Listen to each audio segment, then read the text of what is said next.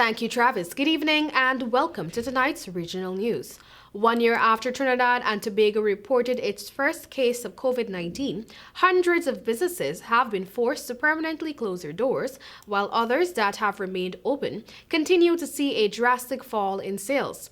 Hundreds of people have been laid off, while others have been asked to work fewer hours as employers struggle to keep them on their payroll as they face their worst crisis in decades. Some malls across the country have had to shut their doors, leaving what was once a vibrant entertainment center looking like ghost towns in some instances. 25% of businesses in San Fernando and the environs have been closed permanently. 10% of businesses in the Sangre Grande area have closed their doors, while sales in that area have fallen by 35%. In some other areas, sales have almost collapsed by 50%. CEO TNT Chamber of Industry and Commerce, Gabriel Faria, has estimated that at least 1,000 businesses closed their doors since TNT tested its first COVID-19 case 1 year ago.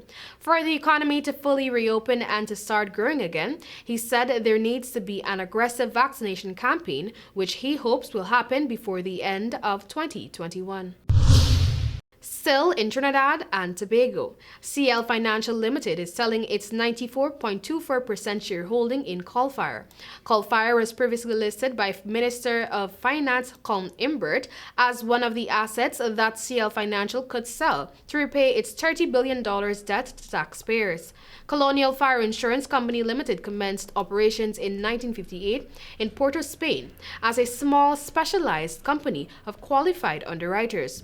The company's name was amended in 1968 to Coalfire to include all services in property, motor, liability, marine, and other insurance lines. Coalfire is stated to have some 85,000 customers. Now in Brazil. Brazil reported 1,127 COVID-19 deaths in the past 24 hours and 43,812 new cases of the coronavirus, the health ministry said on Sunday, ending the most lethal week since the pandemic began a year ago. The pandemic saw 12,818 deaths in Brazil from COVID-19, an average of 1,831 fatalities a day. That was far above the 1,000 death daily rolling averages for January and February.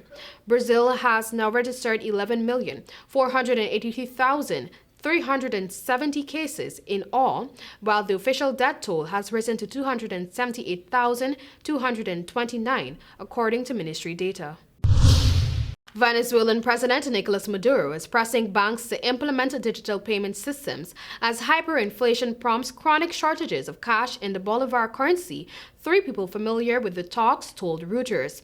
Venezuelans have stopped using cash bolivars for food and many other day-to-day purchases. It would take 40 bills of 50,000 bolivars to buy 1 kilo, 2.2 pounds of rice. Instead, many use the US dollars in cash or debit cards, sometimes backed by US dollar accounts at local banks. But the poor do not have bank accounts or services like public transit and cannot process digital payments. With annual inflation hitting 2,665%, Maduro has targeted the public transit system, where roughly 3/4 of all circulating cash is spent, as the first stage of the plan he calls the digital bolivar. Neither Venezuela's information ministry nor the central bank responded to requests for comments.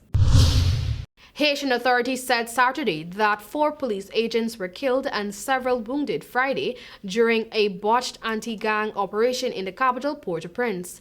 The ill-fated operation drew harsh criticism on social media after a video emerged of assailants dragging and beating the bodies of 2 members of a special police unit. 8 other officers were wounded, 3 of whom remain hospitalized Saturday in stable condition, said the National Police Director Leon Charles. In a brief statement, Charles expressed sympathy to the victims' families. The police have yet to recover the bodies of those killed in the crime-ridden village, where the sound of automatic gunfire filled the air on Friday. Charles did not say if any arrests have been made.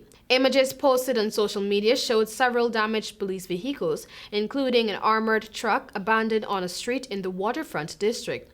The criminal gang reportedly also recovered some high-caliber automatic weaponry and other police equipment. A statement Saturday from the United Nations office in Haiti said it was imperative that the circumstances surrounding the raid be clarified and that those responsible for the violence be brought to justice. That was all for tonight's regional news. Thank you for joining. Back to you, Travis.